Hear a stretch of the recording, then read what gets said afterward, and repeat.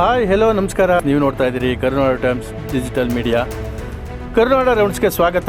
ನಾನು ನಿಮ್ಮ ಗೋರಾ ಶ್ರೀನಿವಾಸ್. ಭಾರತದ ಕ್ರಮದಿಂದ ತೀವ್ರ ಆತಂಕಕ್ಕೊಳಗಾದ ಪಾಕಿಸ್ತಾನ ಸಿಂಧು ಜಲ ಒಪ್ಪಂದವನ್ನು ಉಳಿಸಬೇಕೆಂದು ಜಾಗತಿಕ ಸಮುದಾಯದ ಮುಂದೆ ತುರ್ತು ಮನವಿ ಮಾಡಿದೆ.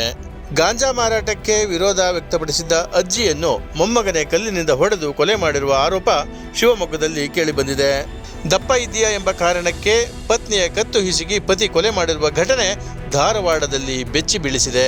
ಜಪಾನ್ ಪ್ರಧಾನಿ ಸನಾಯೆ ತಕೈಚಿ ಇಂದು ಭಾರತಕ್ಕೆ ಭೇಟಿ ನೀಡಲಿದ್ದು, ಪ್ರಧಾನಿ ನರೇಂದ್ರ ಮೋದಿ ಅವರೊಂದಿಗೆ ಮಹತ್ವದ ಮಾತುಕತೆ ಹಾಗೂ ಹಲವು ಒಪ್ಪಂದಗಳ ನಿರೀಕ್ಷೆ ಇದೆ.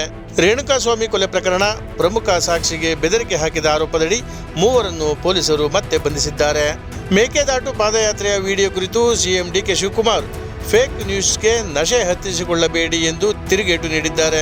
32 ವರ್ಷಗಳ ಬಳಿಕ ನಟ ಶಿವರಾಜ್ ಕುಮಾರ್ ವೈದ್ಯರ ಪಾತ್ರದಲ್ಲಿ ಅಭಿನಯಿಸಿರುವ ಡ್ಯಾಡ್ ಚಿತ್ರದ ಚಿತ್ರೀಕರಣ ಯಶಸ್ವಿಯಾಗಿ ಮುಕ್ತಗೊಂಡಿದೆ. ಕೆಎಸ್ಆರ್ಟಿಸಿ, ಬಿಎಂಟಿಸಿ ಸೇರಿದಂತೆ 4 ಸಾರಿಗೆ ನಿಗಮಗಳ 1.5 ಲಕ್ಷ ಸಿಬ್ಬಂದಿಗೆ ವೇತನ ಹೆಚ್ಚಳ ಜಾರಿಯಾಗಿದೆ. ಬಿಡದಿಯಲ್ಲಿ ಯುಪಿಐ ಕೆಲಸ ಮಾಡುತ್ತಿಲ್ಲ ಎಂದು ಹೇಳಿ ಪೆಟ್ರೋಲ್ ಬಂಕ್ ಸಿಬ್ಬಂದಿ 13,000 ರೂಪಾಯಿ ವಂಚಿಸಿ ಪರಾರಿಯಾದ ಆರೋಪಿಯ ಹುಡುಕಾಟ ಮುಂದುವರೆದಿದೆ. ಬೆಂಗಳೂರು ದಕ್ಷಿಣ ಜಿಲ್ಲೆಯ ತಾವರೆಕೆರೆ ಬಳಿ ಕಲ್ಲು ಕ್ವಾರಿಯಲ್ಲಿ ಬಂಡೆ ಕುಸಿದು 7 ಕಾರ್ಮಿಕರು ಮೃತಪಟ್ಟಿದ್ದು, ಅಕ್ರಮ ಗಣಿಗಾರಿಕೆ ಕುರಿತು ತನಿಖೆ ಆರಂಭವಾಗಿದೆ. ನಾನು ಕರೆದಾಗ ಬರಲಿಲ್ಲ, ಈಗ ಅವರು ಕರೆದರೆ ಹೋಗಬೇಕಾ ಎಂದು ಕುಮಾರಸ್ವಾಮಿಗೆ ಡಿಕೆ ಶಿವಕುಮಾರ್ ತಿರುಗೇಟು ನೀಡಿದ್ದಾರೆ. ಐಎಸ್ಐ ಸಂಪರ್ಕ ಸಂಖ್ಯೆ ಇದ್ದ 4 ದೆಹಲಿ ಪೊಲೀಸರು ಬಂಧಿಸಿದ್ದು, ದೊಡ್ಡ ಭಯೋತ್ಪಾದಕ ಸಂಚು ವಿಫಲವಾಗಿದೆ.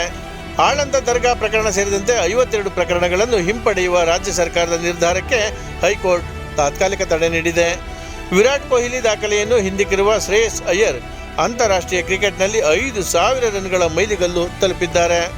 ಕರ್ನಾಟಕ ಬಿಜೆಪಿಯ ಆಂತರಿಕ ಭಿನ್ನಾಭಿಪ್ರಾಯಗಳ ಕುರಿತು ರಾಜಕೀಯ ವಲಯದಲ್ಲಿ ಚರ್ಚೆ ಬಹಳ ಜೋರಾಗಿ ನಡೆಯುತ್ತಿದೆ. ಭ್ರಷ್ಟಾಚಾರ ಮಾಡುವವರನ್ನು ಬಿಡುವುದಿಲ್ಲ ಎಂಬ ಪ್ರಧಾನಿ ಮೋದಿ ಅವರ ಹೇಳಿಕೆಗೆ ಪ್ರಶ್ನೆ ಎತ್ತಿರುವ ಪ್ರತಿಪಕ್ಷಗಳು ಉದ್ಘಾಟನೆಯಾದ 2 ತಿಂಗಳಲ್ಲೇ ರಸ್ತೆ ದುರಸ್ತಿಯ ಅಗತ್ಯ ಏಕೆ ಎಂದು ಪ್ರಶ್ನಿಸಿದೆ.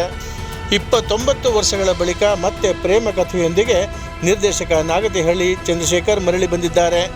ಅಮೆರಿಕ 2 ಚಿತ್ರೀಕರಣ ಪೂರ್ಣಗೊಂಡಿದೆ. ಕರುನಾಡು ಟೈಮ್ಸ್ ಚಾನೆಲ್ನಲ್ಲಿ ಸುದ್ದಿ ಮತ್ತು ಜಾಹೀರಾತು ನೀಡಲು ಈ ನಂಬರ್ಗೆ ಕರೆ ಮಾಡಿ.